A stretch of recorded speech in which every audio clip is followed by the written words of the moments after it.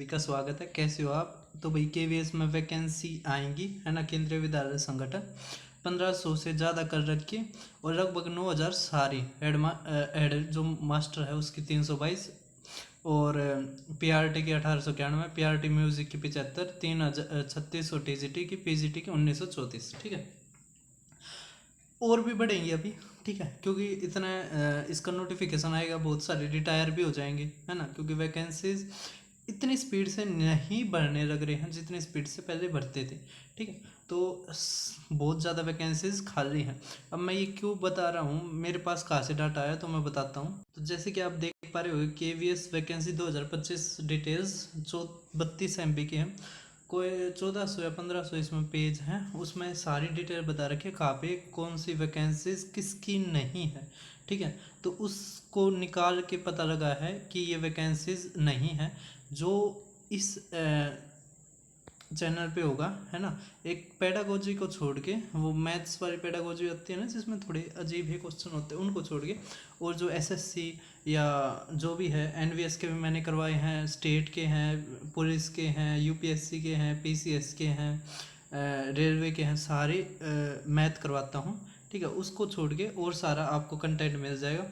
जो junior secretariat और senior secretariat assistant, ये कलर की पोस्ट होती है, ये लेवल 4 की होती है, लेवल 2 की होती है। ठीक है, तो बहुत ही अच्छी वैकेंसीज आई हुई हैं। अब ये बढ़ेंगी, 1500 से ऊपर जाएंगी। तो इसका क्या सिलेबस है, कैसे तैयारी करें, सब कुछ मैं बताऊंगा।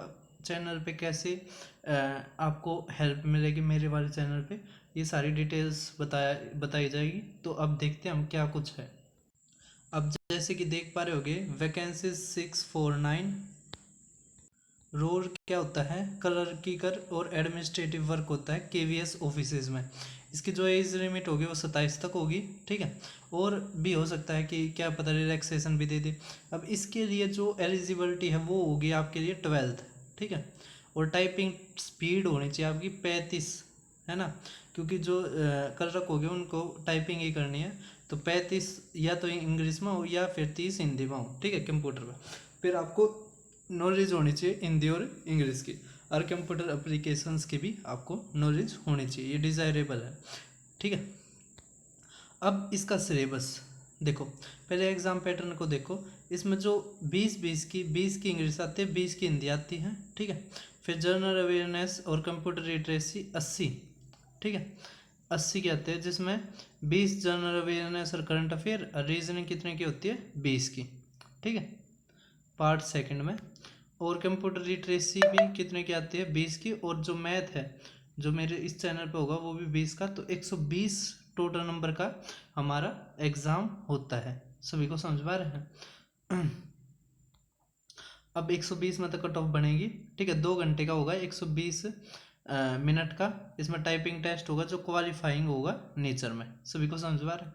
अब ये एग्ज़ाम पैटर्न है। अब इसकी तैयारी कैसे करेंगे, तो सबसे पहले देखो मैथ्स की तैयारी कैसे करोगे।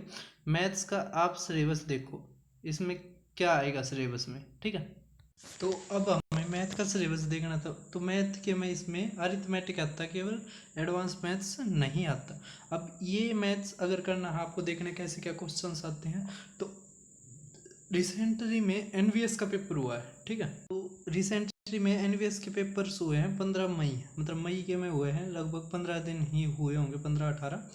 तो ये ऑडिट असिस्टेंट का, कंप्यूटर ऑपरेटर का, जूनियर सेक्रेटरी असिस्टेंट जिसकी आप तैयारी कर रहे हो ज़रूर देखना, और junior secretary assistant JNV cadre, यही पेपर अवेलेबल थे, इसी में मैथ था।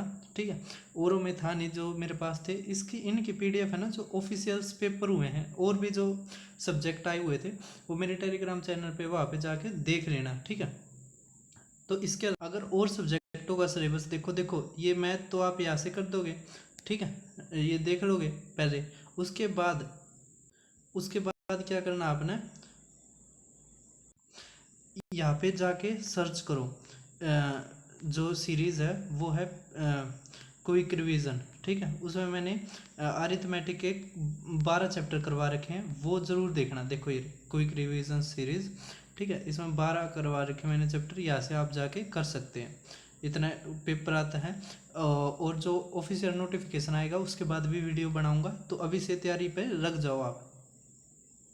इसके अलावा कंप्यूटर लिटरेसी का ये सिलेबस है, ठीक है। रीजनिंग एबिलिटी का वही एसएससी वाला ही सिलेबस है। ये जनरल नॉलेज का है, history, polity, geography, Indian economy, awards, honours, है ना।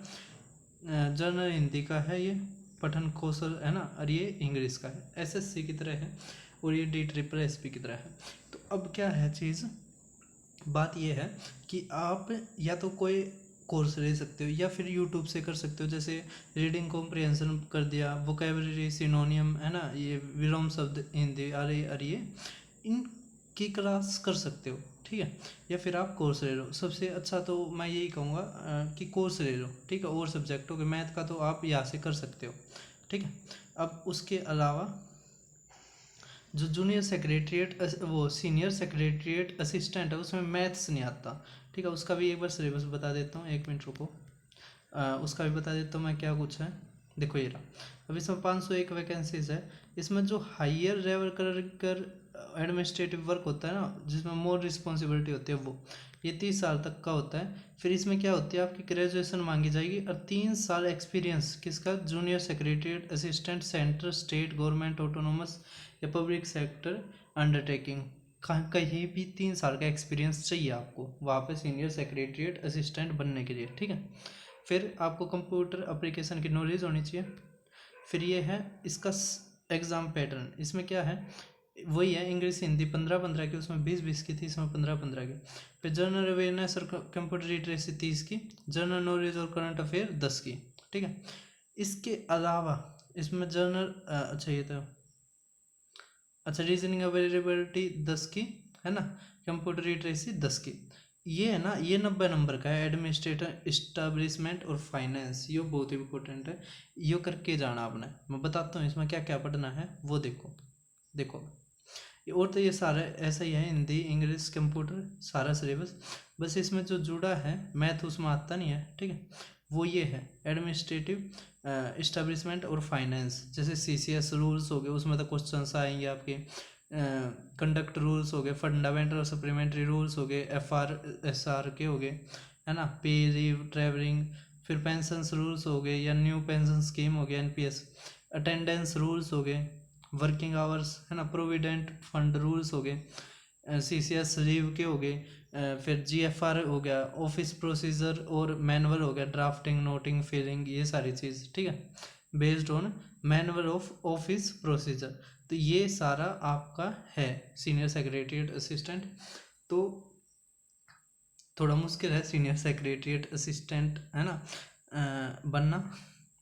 जूनियर में भी यार मुश्किल तो है, लेकिन उसमें क्या है, उसमें फिर भी ये कम चीज़ है, ये थोड़ा कह सकते हैं हम आउटवर्ड है, ये बहुत कम एग्ज़ामों में आता है। तो फिर इसके जो नोटिफिकेशन आते हैं फिर वीडियो बनाएंगे क्या कुछ चेंज हुआ या वही सिलेबस है, जो भी है, तैयारी कैसे करनी है। तो आप इतने थोड़ा थोड़ा पढ़ते जाओ, ठीक है। एकदम पढ़ने से किसी का सिलेक्शन नहीं होता, आराम आराम से तैयारी करते रहोगे, सिलेक्शन हो जाएगा।